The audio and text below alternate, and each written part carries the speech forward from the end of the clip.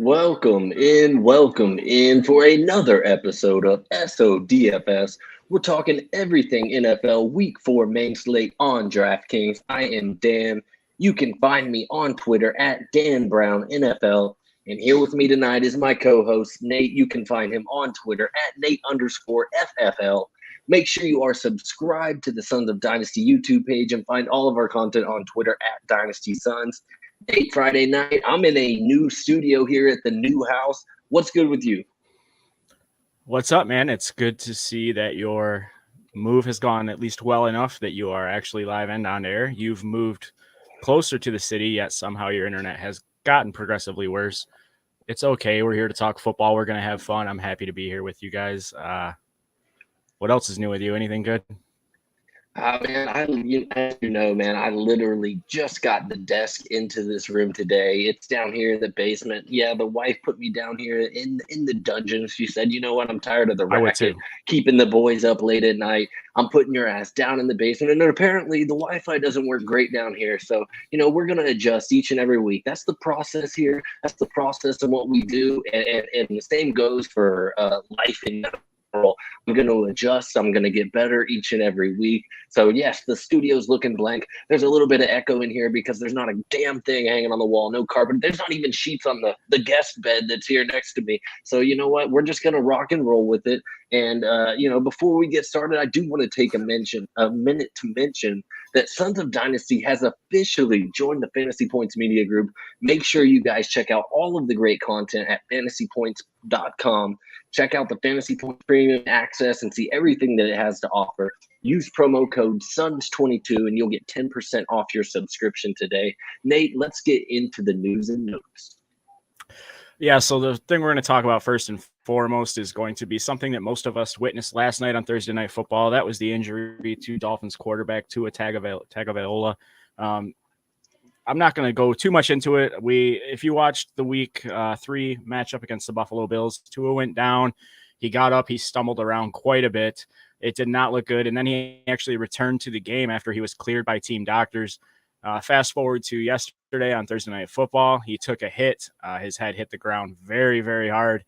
And almost immediately, his hands kind of seized up. And it was honestly, truthfully horrible to watch. I hated it. Luckily, he was released from the hospital and reportedly traveled home with the team. And as of this time, per Ian Rappaport, head coach McDaniels says that, they're not even considering a timetable for his return right now. They're just worried about him as a human being, which is what they should say, because no matter what you think of Tua as a quarterback, nobody wants to see that kind of shit happen, man. It was absolutely horrible to watch. And, our thoughts and prayers are definitely out to him for a speedy recovery. Yeah, man, that's something that we never like to see. I felt like I was just explaining to my wife that Tua was kind of playing under questionable circumstances tonight, and it was only minutes later that we saw that, and they continued to show the replay over and over throughout the broadcast. Horrible, so, man. So we all saw it, and you hate to see it. So yes. Absolutely, the health of Tua is of our number one concern and should be everybody else's. But so yeah, hat tip to Tua. We hope he can get healthy and recover from something that traumatic. Yeah, absolutely. In some other quarterback news, Patriots quarterback Mac Jones, he's dealing with that high ankle issue. He is reportedly out as of today. Brian Hoyer will start for the New England Patriots. Another quarterback, Jets quarterback Zach Wilson, is officially off the injury report. He will make his first start of the 2022 season in Week 4. And Panthers running back Christian McCaffrey, who is dealing with a thigh injury, he joined the injury report kind of late in the week, is expected to play, is what we're hearing. Head coach Matt Rule says he's very hopeful. For me personally, I can't deal with any more Christian McCaffrey injuries, so I really hope he is healthy and ready to play, man, because that shit kills me. Chargers, Keenan Allen has been ruled out with his hamstring injury. Justin Herbert has been a full participant and will practice while battling through that rib injury. Lions have also ruled out running back DeAndre Swift, and ARSB will be out as well. So Goff and co will be a little bit limited, missing two of their major weapons there for that offense. Dallas Cowboys wide receiver Michael Gallup, recovering from that torn ACL, is officially off the injury report with no designation. So, assuming that he will play against the Commanders this week, I'm expecting somewhat of a pitch count. I don't think they're going to give him a full green light, but he is going to be active and somebody who we may be looking at in a couple of weeks' time. Saints quarterback Jameis Winston will be listed as doubtful, which means Andy Dalton is expected to start versus the Vikings Sunday. Not really an offense that we're getting too excited about this week. Wide receiver Michael Thomas is also out for the Saints this week. Cardinals wide receiver Greg Dortch, the punt that we've been riding for weeks and weeks, and I may even have a little bit of action again this week. He's going to play in week 4 against the Panthers. Other questionables, Nate, who else is carrying the questionable tag heading into the weekend? Yeah, so some notable players that are still currently questionable for Sunday's action is going to be Josh Reynolds, DJ Chark, both the Detroit Lions, Patriots wide receiver Jacoby Myers, Jaguars wide receiver Zay Jones, Bills tight end Dawson Knox, as well as wide receiver Gabe Davis. Do expect both of them to play. Julio Jones of the Bucks, Rondale Moore of the Arizona Cardinals. Actually, I think he was officially ruled out. Jarvis Landry of the aforementioned Saints, Chris Godwin of the Bucks, and Cordarrelle Patterson of your Atlanta Falcons, all questionable. And then in some non-injury news, the Bucks and Chiefs game will be played as scheduled Sunday night in Tampa. So I do want to take a quick second to send our thoughts and prayers to everybody that has been affected by the devastation of Hurricane Ian. Some in the fantasy football community have been affected, and many, many, many others outside of that. So to everybody affected by, that devastation, our thoughts are with you guys. Yeah, no, absolutely. Those are so traumatic and terrible. So, I mean, I saw tons of footage of the wreckage that was left behind. And so, yeah, definitely hat tip to anybody and everybody that was affected by that hurricane. Nate, let's move on into some of the games that we're looking to target. I'll start with the Browns at the Falcons. It's a 1 p.m. early game. Total right now is sitting at 47.5. This total's bounced around a little bit, but I think it's going to be a little bit of an under the radar game. Nothing like this next game that I'm going to talk about that I expect to be super popular. That's the Bills at the Ravens. Currently, the total sitting at 51. Ravens are at +3 right now. I think that there's going to be a ton of exposure to that game, and rightfully so, with the Ravens offense and the Ravens defense that we've seen as of late, just being such a friendly matchup in game script environment. So I think it's going to be super popular throughout cash builds. And if you're going to try to attack that game via GPP, you definitely need to figure out a way to maybe get a little bit freaky there. If you're taking Josh Allen along, maybe you don't take Diggs. Knox coming in on a questionable tag, who hasn't really done anything yet. It could be a guy that maybe you want to pair up. Gabe Davis, I know, is still questionable at this point too. So I think it's a game that we're going to be looking at to target, but in GPPs, you're going to have to figure out a way to get a little funky with it. Jaguars at Eagles, Nate, is another game that I know you're super high on this week, currently sitting at 45.5. So that game could go a little bit under the radar. Obviously, Jalen Hurts and the Eagles, everybody's been all over them. But I know you specifically have told me about you plan on attacking the other side of the ball. We'll get to that a little bit later on, and I'll get into the late games. Nate, go ahead. Yeah, so there's 3 late games this week. The 2 that we're going to target is going to be Cardinals at Panthers. It's a 4:05 game. Panthers are 1-point favorites, or 1-point underdogs, excuse me. The point total is projected currently at 43.5. And then there's that Broncos-Raiders game as well at 4:25 with the Raiders as 2.5-point favorites with a point total of 45.5. I will say personally, the afternoon games have not been nice to me so far this year, so I'm hoping for something a little bit different this week. Yeah, no, I love having a little bit of late swap action there. So having at least those 2 games that I'm interested in there for the late swap, I am going to try to utilize that this week. Nate, let's get into the week 4 main slate positional pricing. Yeah, so this week's week 4 main slate is brought to you by Manscaped. Manscaped is back with Sons of DFS, and we are thrilled to be partnering with them once again in 2022. The Performance Package 4.0 has arrived, and oh man, is it a game changer. First off, the lawnmower is the future of grooming, and dare I say that the greatest ball trimmer ever. If you order now, also inside this package, you'll find their Weed Whacker ear and nose trimmer, which is something I very much need as I am an aging man at 35 years old. They also have the Crop Reviver toner, performance boxer briefs, and a travel bag to hold all your goodies. But don't just take it from me. You can also take it from pre-recorded Nate as well.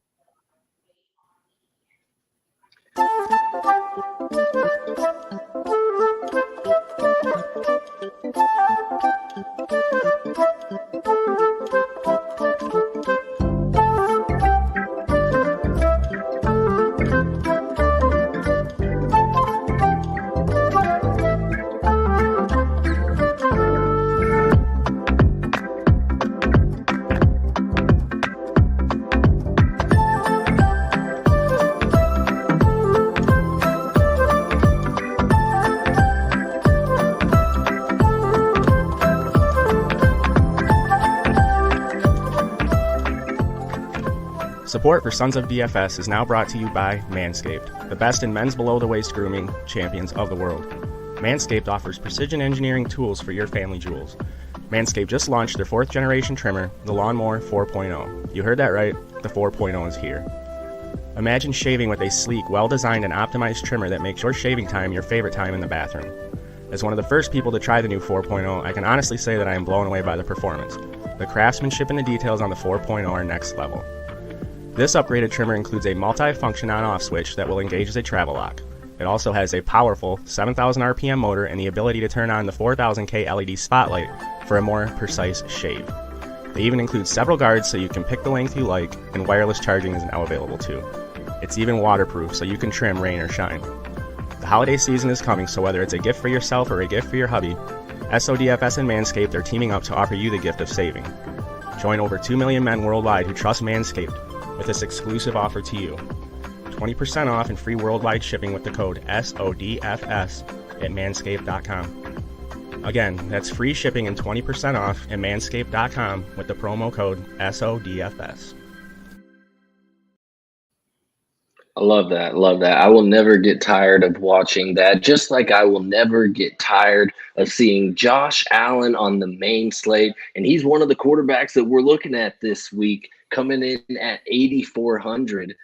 Nate, I know we've obviously everybody's in on Josh Allen. He's going to be a super popular play. As I mentioned, I think he's one of really 3 quarterbacks that you can essentially lock into your cash lineups. And if you, as I mentioned, if you are going to use these 3 QBs in a GPP, you are going to have to find a way to get a little bit different if it is one of these large field tournaments. But Josh Allen, the Bills are a top 10 league in pass over expectation, and he's thrown the ball 31, 38, and 62 times this year.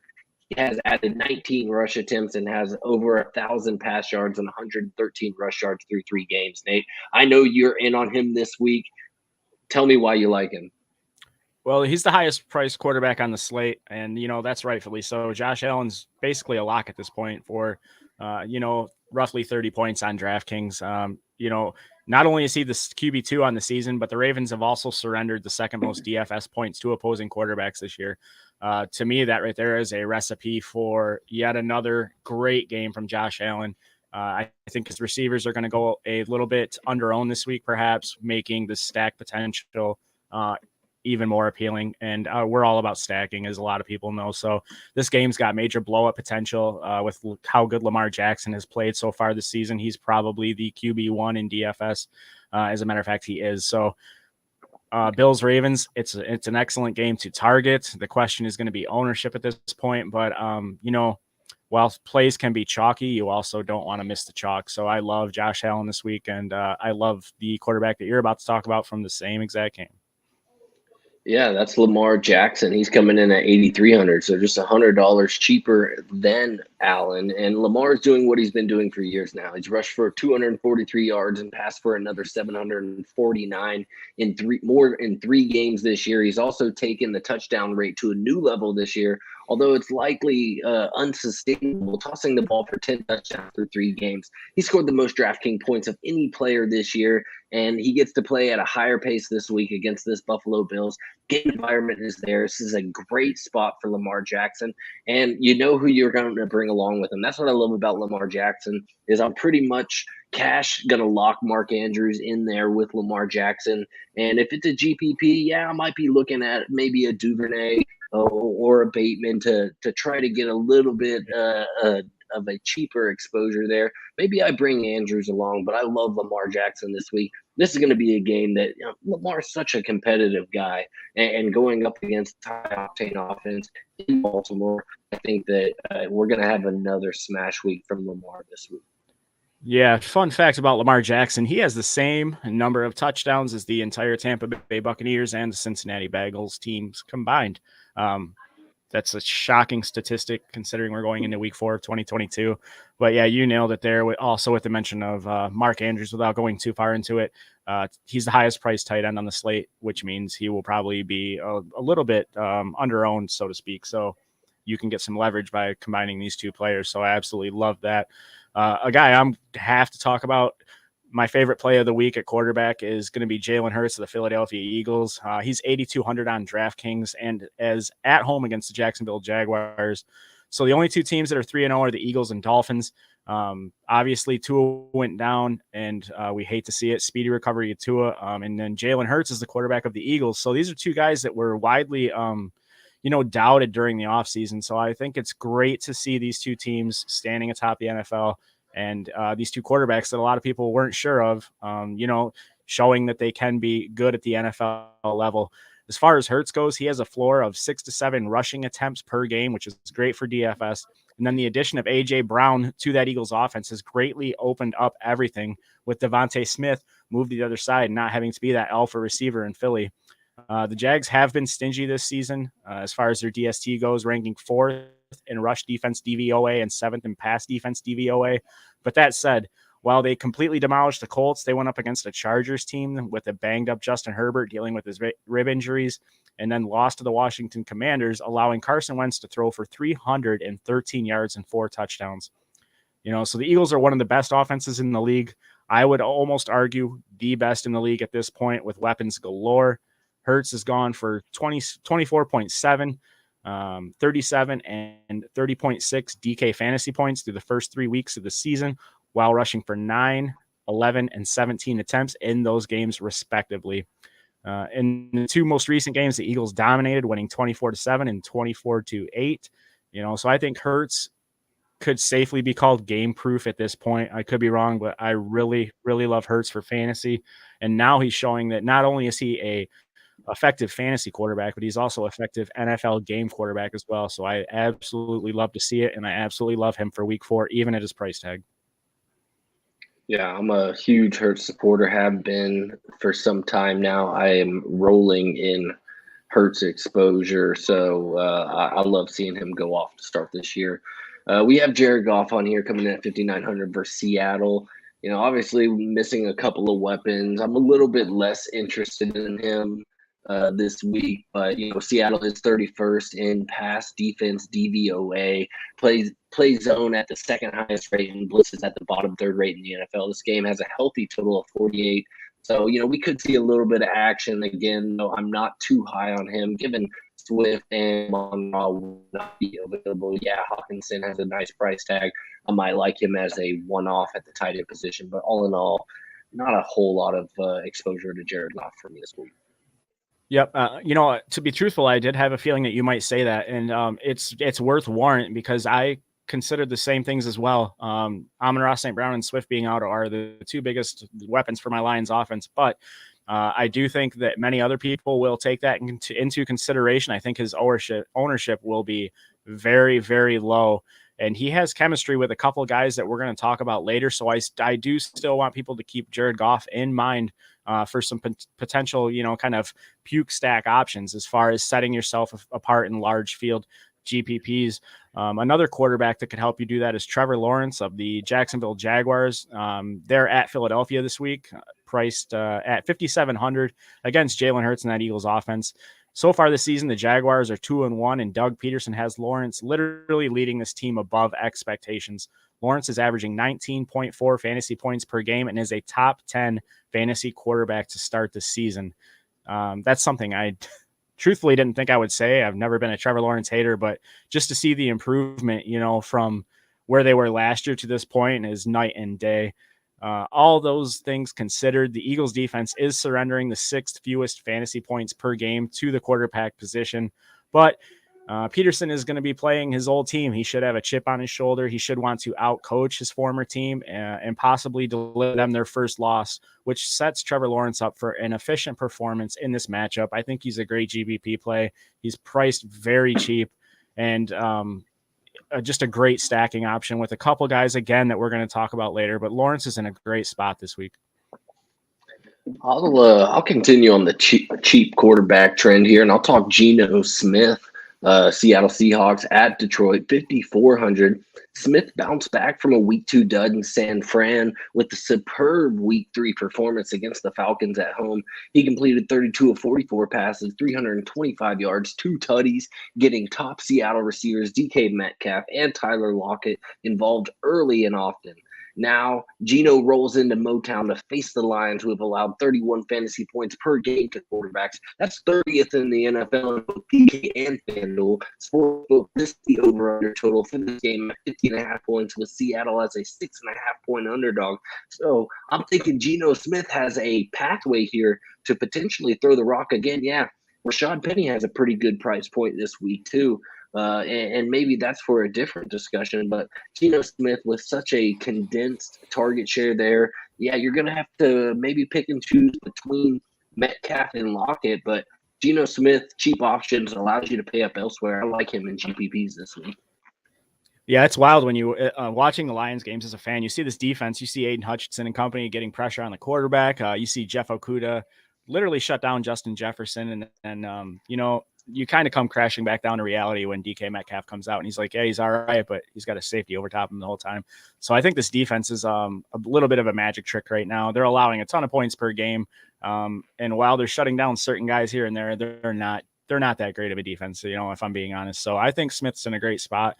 As far as his ability goes, I don't necessarily believe in that in ton, but it's all about opportunity and, matchups as far as DFS goes. So I do like the Geno Smith shout quite a bit. All right, let's talk about the position that we hate so much. Yeah, I'm talking about the running backs, those guys with the shelf life that rot instantly as soon as you put them in the pantry. Those potatoes that you put into the pantry, and then two days later you look at those potatoes and they've all got these little arms and legs and they're trying to get out of the little sack that they're growing in. That's the running back position, Nate. Let's talk running backs. Here we are back with the Jacksonville Jaguars. James Robinson at 6,400. Tell me why you love him. I mean, it's hard not to love him at this point, right? I think everybody's on the James Robinson train in the first 3 weeks of the season. He's tallied 230 rushing yards and 3 touchdowns while tacking on 6 receptions for 33 yards and another score through the air. Robinson has scored a touchdown in each game this season for the Jaguars. And the defense of the Eagles is also allowing the 3rd most yards per attempt at 5.4, which is absolutely delicious and making him a very solid play in week 4 with a kind of mid-range price tag of 6,400. So I think Robinson's a great play. I'm curious to see what the ownership percentages will be, but I don't think you can really go wrong with Robinson. He's almost like a cash lock at this point. Yeah, I'm the only pause I have with Robinson this week is the fact that we haven't really seen the Jaguars have that negative game script the last couple of weeks, which has allowed J-Rob to really kind of come through and be that thumper. Well, we know Philly and Jalen Hurts and how quickly this team can put points on the board. Maybe, just maybe, it could be a little bit more of an ETN week if they do find themselves trailing. Now, I'm not trying to butt heads with your call here on James Robinson. Obviously, this guy has performed well. I just think that this could be a game script that we do find potentially Trevor Lawrence with a come from behind. I like some of his receivers this week. ETN, if he's coming in super low ownership, because he's got the explosive plays while James Robinson is a volume running back, ETN has the efficiency to essentially take one to the house at any given touch. He's had a couple of big plays, hasn't really put it all together, but if he's coming in super low this week, I think ETN could be a good pivot off of J-Rob if J-Rob becomes pretty popular.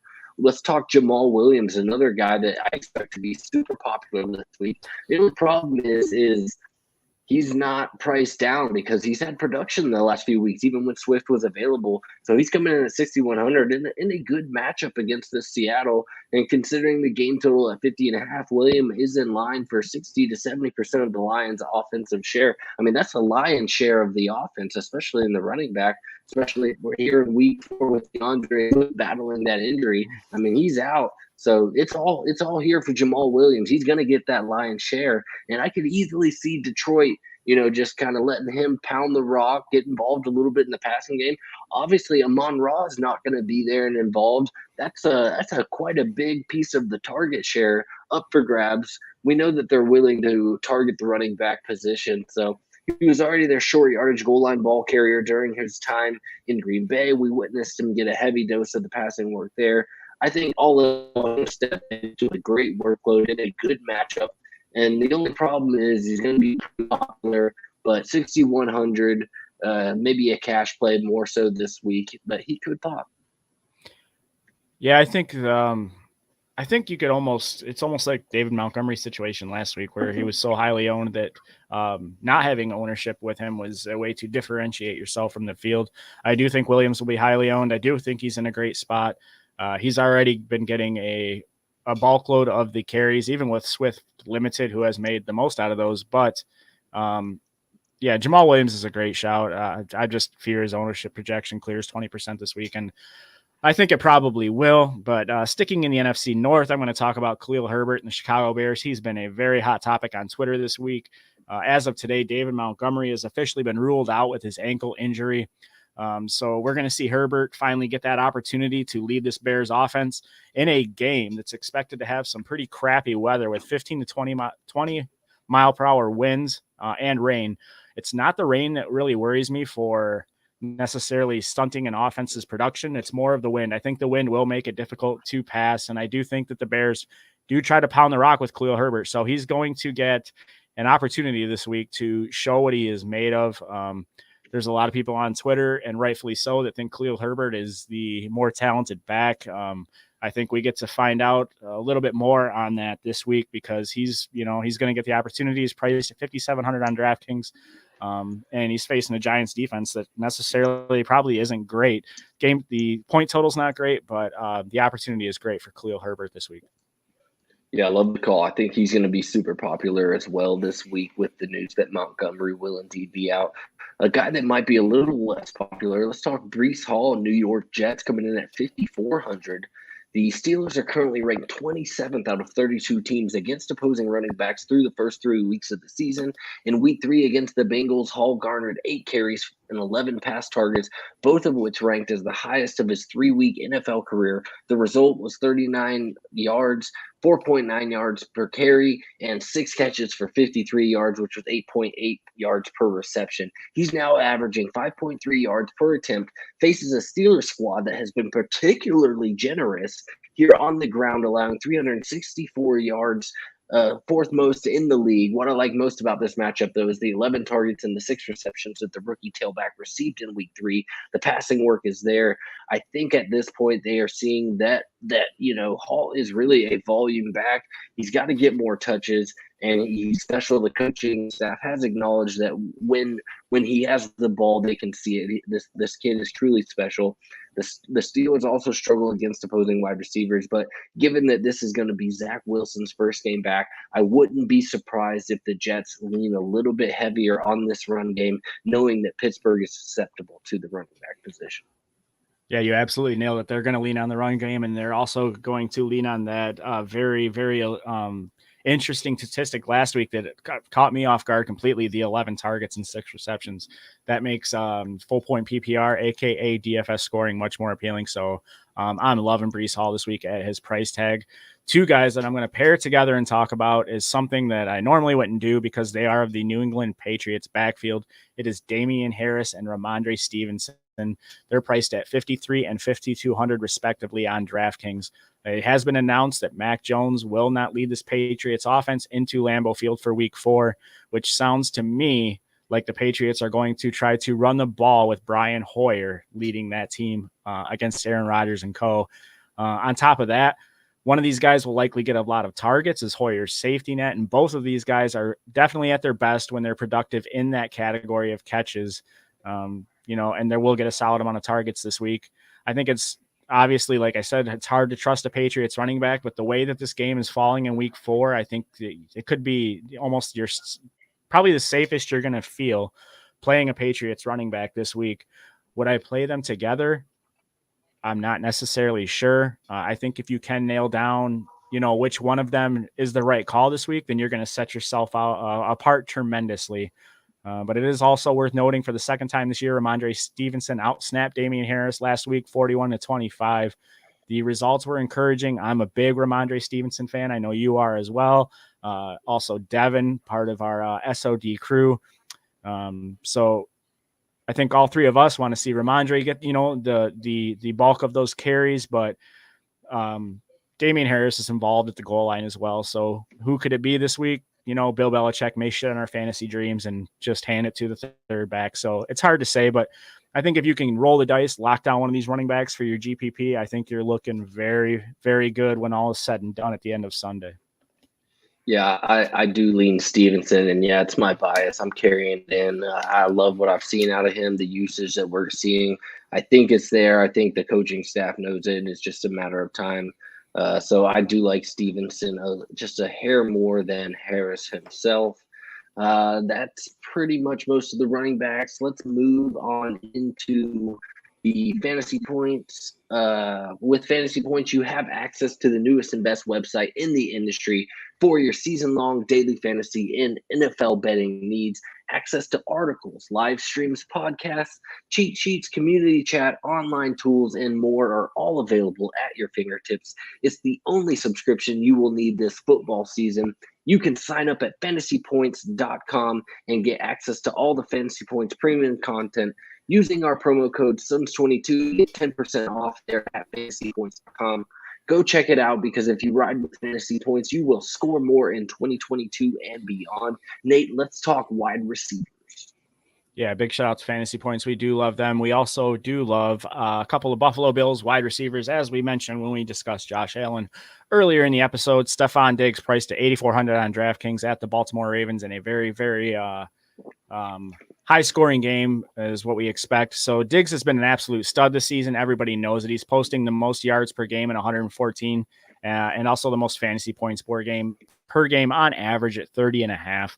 We expect another explosion this week from the Bills offense as they try to keep pace with Lamar Jackson and company of that Ravens offense, who are averaging the 7th most total yards per game at 385 and the most points per game in the entire league at 33 on average. Diggs will see the coverage of one Marcus Peters this week. Peters has not been the same coming off the torn ACL. He's known for a very, I would say, aggressive approach, allowing for some big plays. I think he probably gets a couple pulled over on him this week. I think that you don't get cute. You pay up for Diggs. He's worth the money. And I think you can also play his counterpart in that offense, Gabe Davis. He let us down last week. Whether that was, health concerns on him being ready to come back or not is yet to be determined, but he went 3 for 37 after missing a game with his ankle injury, but the usage was still there. He has run a route on a team high 92% and 89% in weeks 1 and 3 respectively, out of the team's pass plays, and in his two games so far this season, drawing 5 and 6 targets. The Ravens secondary is also obviously banged up. They gave up that humongous game to Tua in the Dolphins offense a few weeks ago. They're yielding a 58.1 completion percentage rate, which is second worst in the NFL on throws of 15 plus air yards, which is setting up nicely for a bounce back for not only, Gabe Davis, but, Diggs didn't have a great game last week either. So I think both these guys bounce back this week. Diggs is priced high. Davis is priced at 6,600. You could try to fit both of these guys into a stack, which I do think is great if it's optimal to try to fit in a double stack. But if you can't do it, don't be scared to go, necessarily Josh Allen and Gabe Davis at 6,600. It is doable, and that can win you a GPP still as well. Yeah, I mean, if you're going to take Josh Allen, Stephon Diggs, and Gabe Davis, I hope you got your rubber gloves on because you are going to be scrubbing down there at the flex position.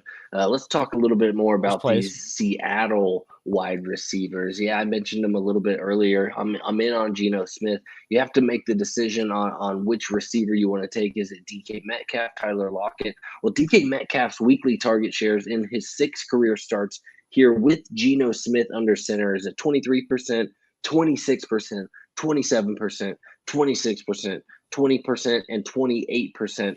DK Metcalf gets the ball when Geno's under center. Now here's Tyler Lockett with Geno under center. His weekly target share, 23%, 16%, 59%. 15%, 37%, 26%. Such a condensed target share there for Seattle. I've heard, different opinions on which one has the better matchup this week, whether it's Tyler Lockett, DK Metcalf. Obviously getting into a little bit chirping battle there with Acuna there in Detroit. I'm not quite sure. I think I'm going to go with whichever one is projecting as a lower ownership. That's the one that I'm going to really lean towards this week. But somebody who I'm more interested in versus both those guys coming in at 6,600 this week, that's your boy Christian Kirk, Jacksonville Jaguars. Nate, you've been all over him so far this week. Well, Kirk currently ranks 6th among all wide receivers in fantasy points per game with 20.9. He has scored at least 17.7 fantasy points in each of his first 3 games, including 19.2 this past week in the worst possible matchup against the league's best defense that there is in the NFL and defending slot wide receivers. Well, this week he gets a tough Eagles secondary, yes, but he will spend 81% of his day in the slot away from Darius Slay and away from James Bradbury. He'll have the softest of the matchups there for the cornerback position against Avonte Maddox there. So Trevor Lawrence has an 8-to-1 touchdown to interception ratio over his last 4 games. And over his previous 9 games, he's at a touchdown to interception ratio of 2.8. Kirk is obviously the clear favorite target here and what appears to be a much improved Jacksonville Jaguars offense. Trevor Lawrence taking the next step this week in a game, as I mentioned, I expect him to be trailing. Christian Kirk being the favorite target. Double-digit targets are definitely in store for him this week, and I think he's got a good matchup there. Yeah, Christian Kirk is not a guy I would have thought a year ago I'd be heralding as a great wide receiver, but he's lived up to that big contract hype that he got from the Jags. He's a fantastic play. He's got a safe floor at this point. He's got chemistry with Trevor Lawrence, and there's a lot to love. And I don't think his price has really hit the point we're going to see eventually in the season at 6,600 currently. But I do want to also mention his teammate, Zay Jones. He's priced at 4,200. This gives you the opportunity to fit in some of these big price stacks that I mentioned earlier with the Buffalo Bills. Jones currently ranks 27th in targets per game at 8 and 29th in fantasy points per game at 14.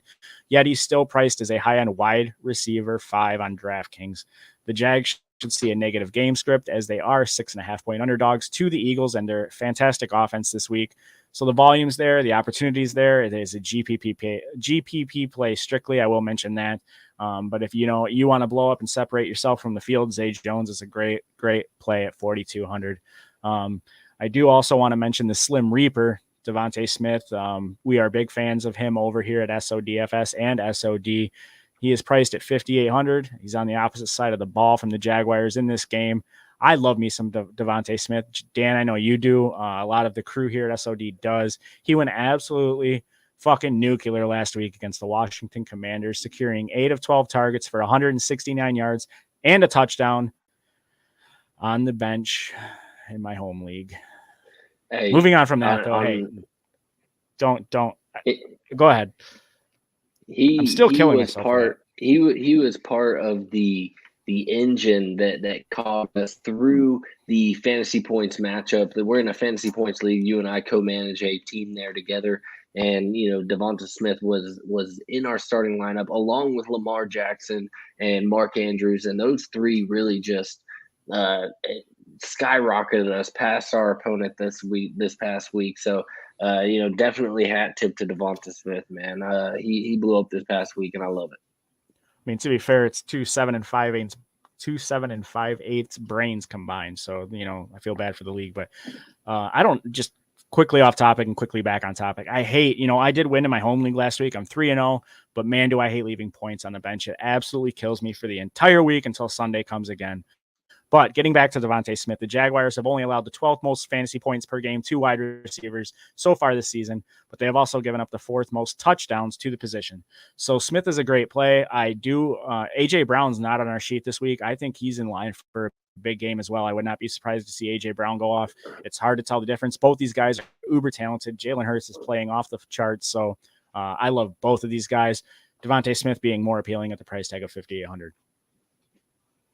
I'll talk real quickly about Curtis Samuel. He's coming in at 5,700, which seems like a pretty good value because he's had double-digit targets in each game this season, paired with double-digit fantasy points. The Dallas Cowboys are playing competitive football despite Prescott's absence.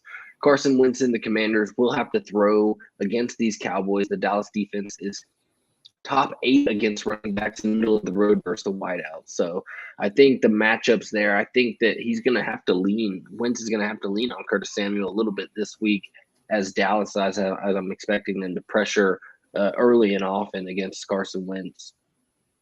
Yeah, 30 targets through 3 games with 22 receptions deserves respect. He will get 10 plus, or should get 10 plus targets again for his 4th consecutive week. So until DraftKings wants to price him at a reasonable rate, I'm going to play him at 5,700.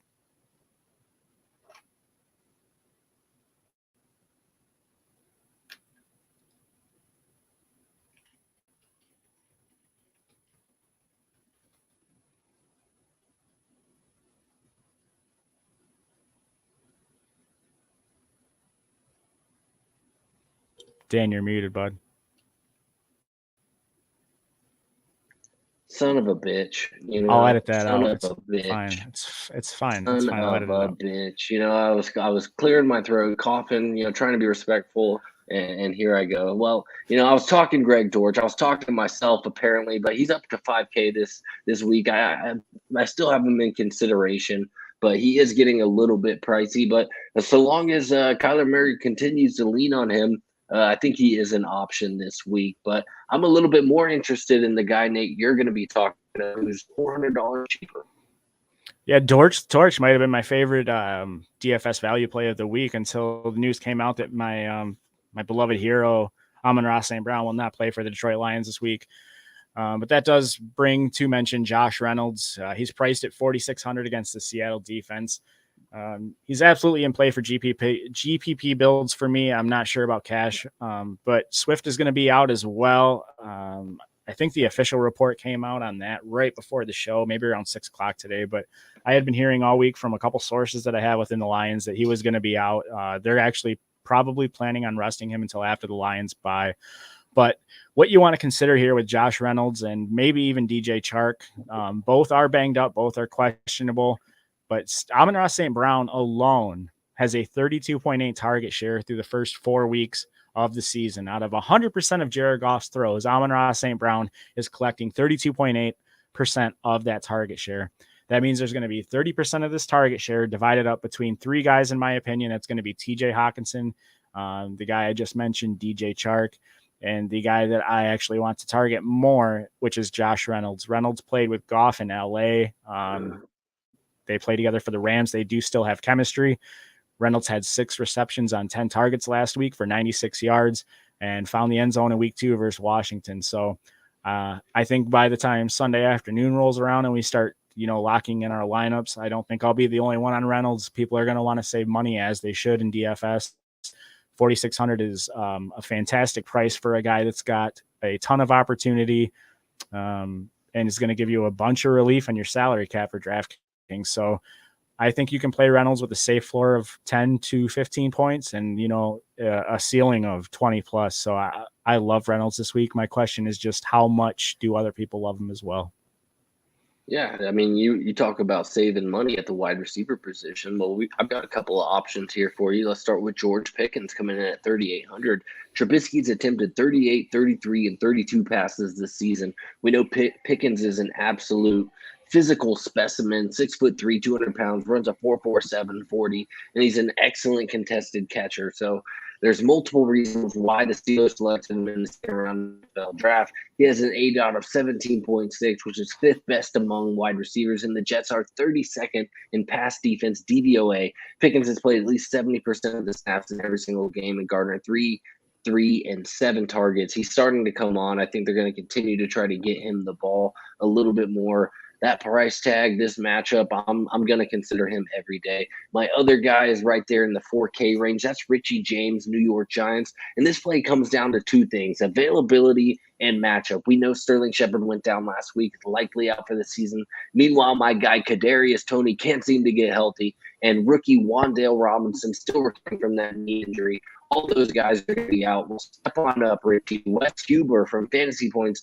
loves this matchup. He's going to be faced off against cornerback Kyler Gordon this week, saying that among 39 qualifiers as a slot corner, the 22 second-rounder Gordon is responsible for the most receptions, 19, and the most yards, 326, through the first 3 weeks of the season. So great matchup for my guy, Richie James here. They got to throw the ball to somebody. Danny Dimes is going to look to get the ball out of his hand. Yeah, Saquon Barkley's there, and he's going to get a huge portion of that offense. But Richie James seems like a guy that you can count on this week. And at 4K, sliding him in there at the wide receiver position allows you to get a little bit better exposure to the positions that we want to pay up for.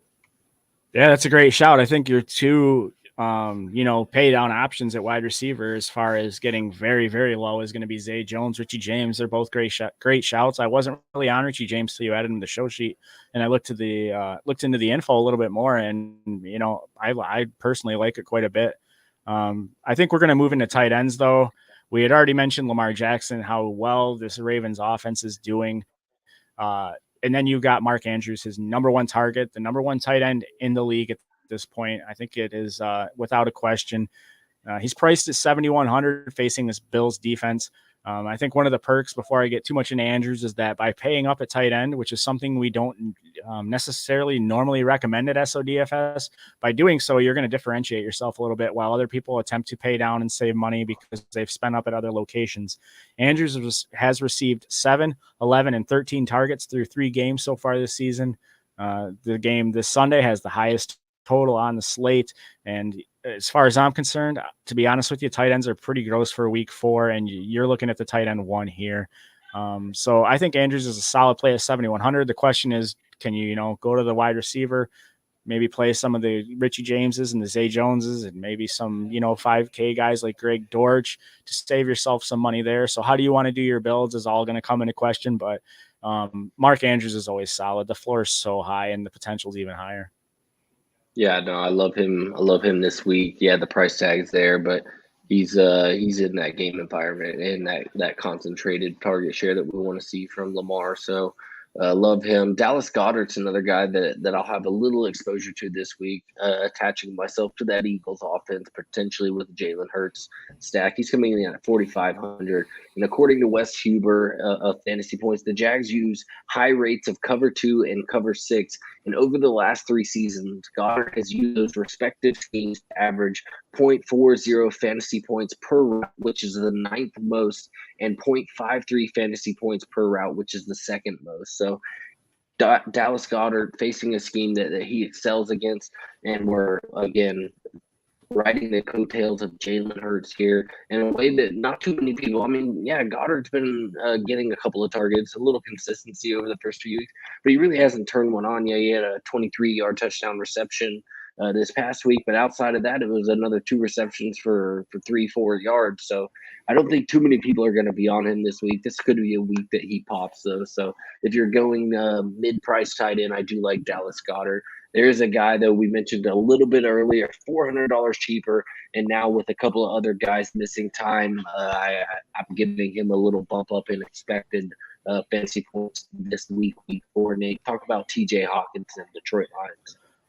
Yeah, real quick about Dallas Goedert is, going with that Eagles double stack of Jalen Hurts and, either A.J. Brown and or Devontae Smith. You compare Dallas Goedert with him, who's a guy who is just waiting to score a touchdown. He's a guy that has been elevated by the performance of Jalen Hurts. Who's more productive every week than we've seen last year. So Dallas Goedert is 4,500 right now. I do think his price tag climbs as the rest of the season goes. But I will talk about T.J. Hawkinson of my Detroit Lions. He's obviously going to be dependent on the touchdown. He's maxed out at just 7 targets and 38 receiving yards so far this season in a single game. But he has multiple touchdown upside pretty easily here. And with how all the Lions are projecting out at this point total, I think that he is a great play, especially with Amon-Ra St. Brown out. DJ Chark is questionable. Josh Reynolds is questionable. I think they both play. But Hawkinson is priced at $4,100. You want to get in on a guy, as I mentioned last week, when they're at their low point in pricing. He will go up before the season's over. I do promise you that. And I think he's in a great spot here at 4,100, especially in GPPs. Cash, I'm a little more concerned, but $4,100 in a game with no Amon-Ra St. Brown, no DeAndre Swift. I am absolutely loving this play. Well, sticking to the low price tag tight ends, we got Tyler Conklin, 3,600. And very quietly, Conklin is tied with Travis Kelce for the third most targets at the tight end position. And he's been delivering, too, catching all 8 of Joe Flacco's looks on Sunday against a Cincy team for 84 yards. Both of those were career highs. Pittsburgh has been tough against receivers, but ranks 27th in fantasy points allowed to tight ends. Go for the Conklin smash this weekend. I'm in on him. I've got a ton of exposure. I was getting him. I think Scott Fishbowl, I got him. And if I truly punted the tight end position in best ball drafts this offseason, Tyler Conklin was a guy that I was scooping up. So a guy we're interested in here. Anybody else on this slate, Nate, you want to mention across all positions? No, not really. I'm just curious to see how Conklin fares with Zach Wilson, a quarterback, but only time's going to tell on that. But that's really only the thing I wanted to add as far as anything goes. No DSTs here that really stand out to me this week. A couple that I could have interested in as far as cheap options would be Houston since 2,400, and I think I like a little bit better is the Titans there at 2,500 at Indy. So a couple of cheap options. I'll probably punt at the tight end position and at the DST position. Look to pay up at wide receivers and potentially one running back there. Yeah, that's pretty fair. I don't really mind the Colts DST either. They're not super appealing, but the price is low. And as far as DST goes, it's all about just finding that right matchup. I just real quick, I am shocked. The Jags defense, the schedule has been questionable. They played a banged up Justin Herbert and whatnot, but they've been pretty solid, man, and they're still not priced up. So they are facing Hurts and company. So I just can't wait to watch this game kind of in general and see how it all unfolds, I guess. Yeah, absolutely, man. It's going to be another fun slate here this Sunday. We're looking forward to it. Appreciate anybody and everybody that did tune in with us this evening. This was a great episode, man. These overlays were so fucking sweet. So, Brother Matt, man, hat tip to you as per usual, man. Really been digging in on these overlays this season. Make sure you are subbed there to the SOD channel. Click the bell so that you never miss a show.